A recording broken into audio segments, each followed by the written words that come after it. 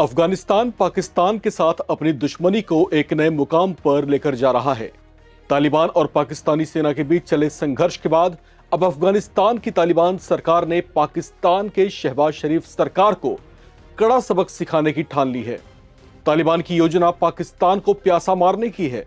इसके लिए तालिबान के सुप्रीम लीडर हिब्तुल्लाह अखुंदजादा ने अफगानिस्तान के जल मंत्री अब्दुल लतीफ मंसूर से कुनार नदी पर बांध बनाने का आदेश दिया है, जिसे फौरन अमल में लाने को कहा गया है। इस आदेश का मकसद कुनार नदी के पानी को पाकिस्तान जाने से रोकना है।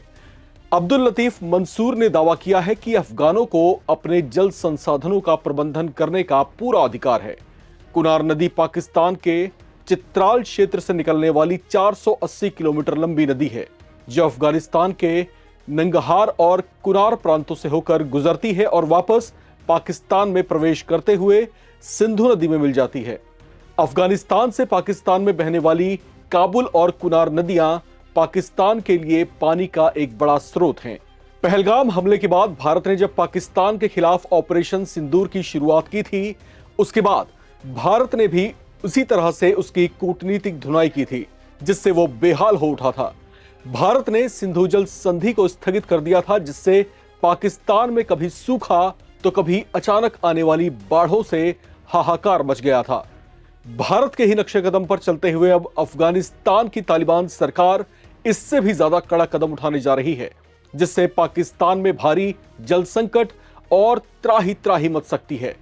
तालिबान ने भारत की तर्ज पर ही कहा है कि खून और नदी एक साथ नहीं बह सकते।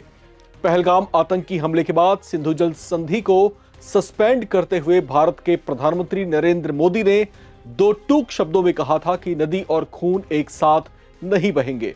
इसी तर्ज पर तालिबान ने भी पाकिस्तान के खिलाफ एक्शन लिया है। तालिबान के शीर्ष सूत्रों ने कहा है कि पाकिस्तान हमारे नागरिकों पर हमला करने के लिए हवाई शक्ति का इस्तेमाल कर रहा है। ऐसे में हम भी कुनार नदी के जल को उसके खिलाफ गैर सैन्य हथियार के रूप में इस्तेमाल करने जा रहे हैं। उन्होंने कहा कि पाकिस्तान की आईएसआई दशकों से आईएसआईएस जैसी गुटों को फंडिंग कर रही है, ताकि वो काबुल पर अपना नियंत्रण हासिल कर सकें। लेकिन अब उनके अफगान विरोधी कदमों को और बर्दाश्त नहीं किया जाएगा। उन्होंने कहा कि पाकिस्तान को अफगानों का शुक्रगुजार होना चाहिए कि अफगान से निकलने वाली हेमलंद, काबुल, कुनार जैसी नदियों के जल से ही उसकी कृषि भूमि पर सिंचाई की अधिकतर जरूरतें पूरी हो पाती हैं। लेकिन अब वक्त आ गया है कि हम भी कड़ा सबक सिखा कर रहे हैं। तालिबान ने कहा कि हमारा एजेंडा साफ है।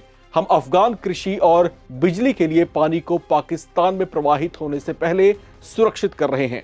पाकिस्तान द्वारा हाल ही में अफगान शरणार्थियों का बड़े पैमाने पर निर्वासन, तोरखम व्यापार मार्गों को बंद करना भी इसकी बड़ी वजह मानी जा रही हैं।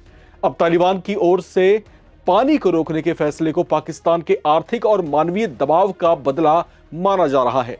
उन्होंने कहा है कि हमारे लिए बड़ी चिंता की बात है कि इस्लामाबाद हमारे शरणार्थियों के साथ बुरा व्यवहार कर रहा है और राजनीतिक रियायतें पाने के लिए शरणार्थियों को वापस भेज रहा है। कुछ रिपोर्ट्स में ये दावे भी किए जा रहे हैं कि ईरान और चीन दोनों दक्षिणी पंजाब और बलूचिस्तान में पाकिस्तान के कृषि आधार को कमजोर करने के लिए नदियों पर अफगान नियंत्रण का चुपचाप समर्थन कर रहे हैं। अब यहां पर जो हालात पनपते हुए दिखाई दे रहे हैं, वो साफ इशारा है कि अफगानिस्तान की तालिबान सरकार अब पूरी तरीके से पाकिस्तान के खिलाफ एक्शन मोड में आ चुकी है। अब ये जो प्रतिबंध उनकी ओर से हैं या फिर जो जिस तरह के एक्शन प्लान्स अफगानिस्तान की ओर से अब उठाए जा रहे हैं, वो कहीं ना कहीं इस बात का संकेत है कि यह गतिरोध अब लंबा चलने वाला है और अफगानिस्तान भी अब रणनीति के मैदान में उतरकर पाकिस्तान को कड़ा सबक सिखाने जा रहा है। दूसरी तरफ जिक्र चीन और ईरान का भी हुआ है। ये जो है कहीं ना कहीं कूटनीतिक तौर से पाकिस्तान को दबाने और उसे जो है सबक सिखाने की कोशिश में है।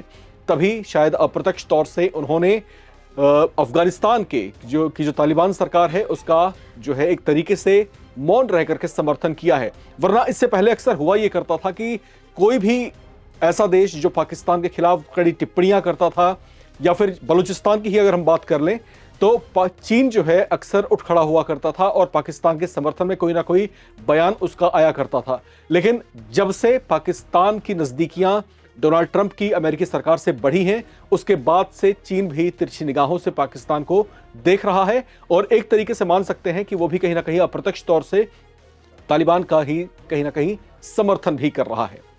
बेशक से उसकी चुप्पी ही उसका समर्थन है, यह समझने की बात है। इस रिपोर्ट में इतना ही।